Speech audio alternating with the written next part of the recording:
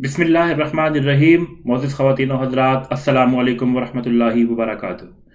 आज का हमारा मौजू है कि गैर मुस्लिम ममालिक में मुसलमानों का क़याम, जदीद रियासतों की दर्जाबंदी और हमारे करने के असल काम। ख़वातीन और हज़रात, ये एक पुरानी बहस है और ये गुज़िश्ता 1200 साल से मुसलसल चली आ रही है कि गैर मुस्लिम रियासतों में मुसलमानों का क़याम कैसा है, उसकी शरई हैसियत क्या है। इसको समझने के लिए ये बात ज़हन नशीन रहे कि रियासतें दो तीन तरह की होती हैं: दारुल इस्लाम, दारुल कुफ्र, और फिर दारुल कुफ्र ही की एक किस्म है दारुल हर्ब, जहाँ पर अमलन जंग जारी हो। बाज़ उलमा के नज़दीक दारुल कुफ्र में रहना हराम है, मुसलमानों को दारुल इस्लाम ही में रहना चाहिए, और वो मखसूस हालात में दारुल कुफ्र में रहने को जायज़ समझते हैं। मिसाल के तौर पर कोई हुनर सीखने के लिए, यानी कि कोई स्किल्स, कोई तालीम कि जिससे उम्मत को फ़ायदा हो, या सफारतकार के तौर पर, या फिर इस्लाम को फैलाने और उसको कायम करने की जद्दोजहद के हवाले से। तो ये कुछ सूरतें हैं जिसमें दारुल कुफ्र में रहने को उलमाए कराम दुरुस्त करार देते हैं। लेकिन अब दुनिया में हुकूमतें मुख्तलिफ तरह की, मुख्तलिफ इक़साम की हो गई हैं, और अलमिया यह है कि इज्तिहाद भी नहीं होता। अब दारुल इस्लाम को ले लीजिए, वो भी कई किस्म का दारुल इस्लाम है। दारुल कुफ्र जो है उसके भी बहुत सी इक़साम हैं। अब हम मिसाल लेते हैं सऊदी अरब की। सऊदी अरब बुनियादी तौर पर तो दारुल इस्लाम है, अगरचे महकूम है और बादशाहत है, और दिन ब दिन मगरिब परस्ती बढ़ती जा रही है। अब दुबई की मिसाल लीजिए तो दुबई भी असल में दारुल इस्लाम ही है। क्या पता कि वो जुआ, शराब और जना का सबसे बड़ा अड्डा हो। तो इसी तरह मुख्तलिफ ममालिक की मिसालें आपके सामने हैं। तो ये है दारुल इस्लाम का एक मजमूई नक्शा, और फिर इसमें देखते जाइए कि लिबिया, मिस्र ये कहाँ बैठते हैं, पाकिस्तान कहाँ बैठता है, बांग्लादेश कहाँ बैठता है।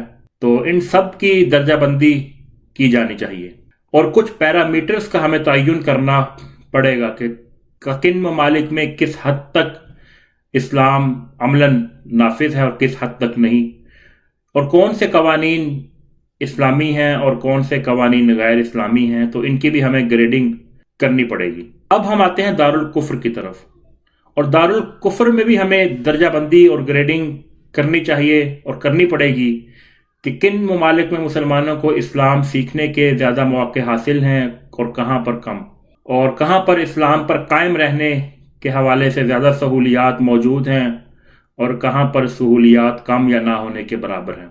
मिसाल के तौर पर हिंदुस्तान की मिसाल ले लीजिए। अब हिंदुस्तान में मुसलमानों को कितनी आज़ादी हासिल है। मुसलमानों के बड़े बड़े मदारिस हैं, जामियतुल इस्लाह, जामियतुल फलाह, और देवबंद के भी बेशुमार मदारिस हैं, हज़ारों मसाजिद हैं, और मुसलमानों की एक अपनी तारीख़ है। वहाँ पे उनका अपना कल्चर है, अपनी तहजीब है, अपनी रवायात हैं। अगरचे ये बात भी दुरुस्त है कि वहाँ भी मुसलमान अब इन्हितात और जवाल का शिकार हैं, और ये दिन ब दिन बढ़ता जा रहा है। अब इसी तरह हिंदुस्तान के अलावा दीगर गैर मुस्लिम ममालिक की हम मिसाल लेते हैं और देखते जाएं कि अमेरिका के अंदर, कनाडा के अंदर, ऑस्ट्रेलिया के अंदर, और इस तरह बरतानिया के अंदर, तो इनकी भी दर्जाबंदी की जानी चाहिए कि कौन सी चीज़ें वहाँ बआसानी मुयस्सर हैं और कौन सी नहीं। और फिर एक सवाल उठता है, और आजकल ख़ासकर अमेरिका में 2020 इलेक्शंस का साल है, तो फिर ये सवाल उठता है कि अब किन ममालिक में हमें इलेक्शंस में हिस्सा लेना चाहिए, और अगर लेना चाहिए तो फिर क्यों लेना चाहिए, अगर नहीं लेना चाहिए तो फिर क्यों ना लिया जाए। और बदकिस्मती कह लीजिए कि हमारे अक्सर उलमा जो हैं वो इन मुआशरों को दुरुस्त तरीके पर समझने में नाकाम रहे हैं। तो इस हवाले से वो क्या राय दें और क्या उनका इज्तिहाद हो कि मुसलमानों को इलेक्शंस में, इंतखाबी सियासत में किस हद तक हिस्सा लेना चाहिए, नहीं लेना चाहिए, अगर लेना चाहिए क्यों लेना चाहिए, नहीं लेना चाहिए क्यों नहीं लेना चाहिए। तो ये एक बहुत बड़ा एक सवालिया निशान है। और फिर एक अलमिया ये भी है कि यहाँ बसने वाले मुसलमान जो हैं उनकी अक्सरियत इस्लामी सियासत के उसूलों से नाबलद है। उस तरह से वाकिफ़ नहीं है जैसा कि उनको वाकिफ़ होना चाहिए। और अब अगर कोई आलम इस हवाले से कोई राय दे भी दे कि आप सियासत में हिस्सा लें और इस कैंडिडेट पार्टी को सपोर्ट करें या इंडिपेंडेंट को सपोर्ट करें, तो फिर उसकी वो क्या हैसियत होगी उसके उस फतवे की, उस इज्तिहाद की या उस राय की, क्योंकि अक्सरियत मुसलमान नौजवानों की या मुसलमानों की भी अभी तक इस्लामी सियासत के जो उसूल हैं उनसे भी अच्छी तरह वाकिफ़ नहीं हो सके। तो फिर हम देखते हैं कि ऐसी पूरी सूरत हाल के अंदर हमारे करने के असल काम क्या हैं। और मैं इस नतीजे पर पहुंचा हूं कि इस पूरी मजमूई सूरत हाल का जायजा लेने के बाद बहसीयत मुसलमान यहाँ अमरीका में या मगरबी ममालिक में या गैर मुस्लिम ममालिक में रहते हुए हमारा असल काम यह है कि हमें आम मुसलमानों के अंदर इस शऊर को पैदा करना और उजागर करना है कि मुसलमानों की एक इज्तमाइयत, एक जमात होनी चाहिए जो कुरान और सुन्नत और नबवी मनहज के करीब तरीन हो, और फिर उनका एक अमीर होना चाहिए, उनकी एक अपनी मजलिस शूरा होनी चाहिए मुशावरत की। वह अमरुहुम शूरा बैनहुम, और इताअत करो अल्लाह की और उसके रसूल की और वो जो तुम में से साहिबे अमर हों। तो फिर ये है कि चाहे किसी हबशी को भी आपका यहाँ पर अमीर बना दिया जाए तो उसकी इताअत भी आप पर लाजिम है। और फिर वो जो जमात हो, उसका जो जमात का कॉन्सेप्ट है ये यहाँ बसने वाले मुसलमानों के जहनों में रासिख हो, और फिर एक मजबूत तंजीम हो और समा व इताअत का एक बेहतरीन निज़ाम हो कि जिस पर वो उसका पूरा नज़म जो है वो चल रहा हो। और फिर वो जो जब ये कॉन्सेप्ट बैठ जाए मुसलमानों के अंदर और इस्लामी सियासत के उसूलों को भी समझ लें, तो फिर ये मौका आता है कि वो हालात का जायज़ा लें और हर मुल्क में रहने वाले अफराद जो किसी इज्तमाइयत और जमात से मुंसलिक हैं वो हालात को पेश नज़र रखते हुए अपनी स्ट्रेटजी और हिकमत अमली को डिज़ाइन करें। और वो दो तरह की होगी। पहली तो लॉन्ग टर्म, उनका क्या प्लान है, लॉन्ग टर्म क्या गोल्स हैं जिनको उन्होंने अचीव करना है, और दूसरा शॉर्ट टर्म, उनके क्या प्लानिंग और क्या गोल्स होंगे।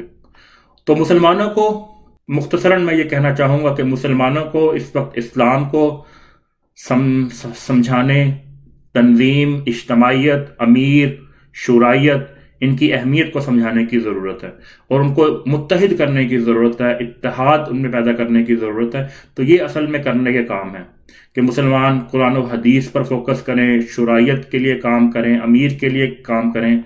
अब अमेरिका की मिसाल ले लीजिए कि अमेरिका में बेशुमार जमातें हैं मुसलमानों की, बांग्लादेशियों की अलग है, फिर इकना है, इतना है और इस तरह मास है। अब ये तयन करना भी मुश्किल हो जाता है कि इनकी लीडरशिप किनके हाथों में है।